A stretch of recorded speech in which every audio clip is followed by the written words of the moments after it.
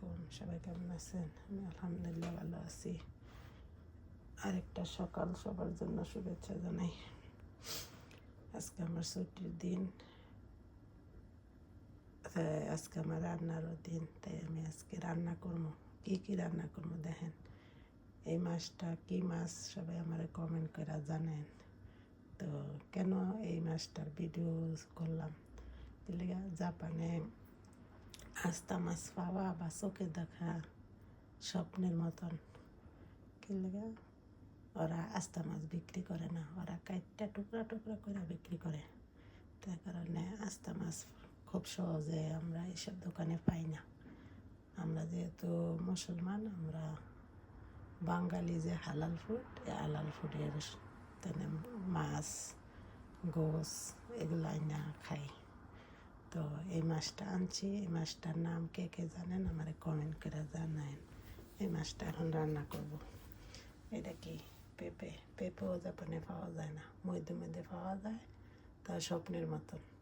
পেঁপে তরকারি আমার অনেক ভালো লাগে। আর এই যে মিষ্টি কুমড়া, আমার হাতে লাগানো গাছের মিষ্টি কুমড়া, আরও অনেক হয়েছে, 10-15টা এখনও গাছে আছে। আরও 2-3টা খাইছি, আর এক ভাবিরে 2টা দিছি। তো আজকে এটি রান্না করবো। এইগুলা সকালবেলা বুঝটা এগুলা জোগাড় জানতে কইরা পরে রান্না করবো। আবার আমার আজকে ডাক্তারখানায় যাওয়ার দেওয়া লিস্ট লেখানো। আজকে ডাক্তারখানায় যাবো, দাঁতের ডাক্তারখানায়, দাঁত ঠিক করার জন্য। দাঁতে সমস্যা। আজকে 2 মাস ধরে খালি প্রত্যেক সপ্তাহে যাইতেছি, সপ্তাহে 2 দিন করে হসপিটালে ডাক্তার কাছে। পেঁপেটা মাসাল্লাহ দিলে অনেক বড়।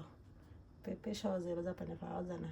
একটা পেঁপে, পাকা পেঁপে ওদিনকে মার্কেটে দেখে আসলাম 500 টাকা। এই দেশের টাকা 500 টাকা, বাংলাদেশের টাকা হিসাব করলে 350 টাকা। এই ছোট্ট একটা পেঁপে, আর এটা তো ফ্রিটার কোনো মূল্য নাই। কিন্তু দেশি সবজি এখানে পাওয়া যায় না। আমি লাগাইয়া খাওয়ার চেষ্টা করি। অনেক সবজি আমি লাগাইয়া খাই, মশলা দিলে হয়ও, লাগাইলে মশলা দিলে সব সবজি হয় আর কি।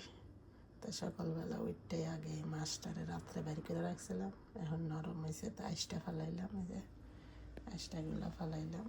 এখন এটি রান্না করবো, পেঁপে রান্না করবো, লাউ রান্না করবো, মাছ রান্না করবো।